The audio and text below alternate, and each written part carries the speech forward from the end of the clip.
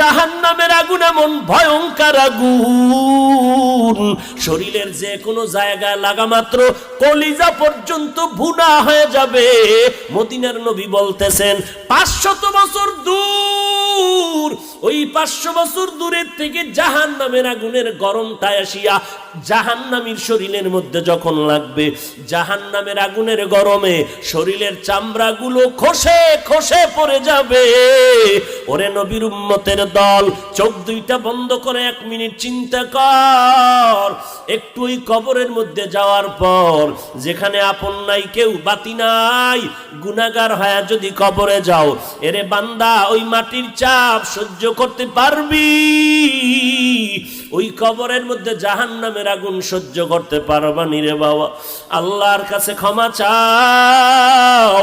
ও আল্লাহ, আমার মতো দুর্বল আর কেউ নাই, একটা বেতের বাড়ি সহ্য করতে পারি না, জাহান্নামের আগুন আর কেমন করে সহ্য করব?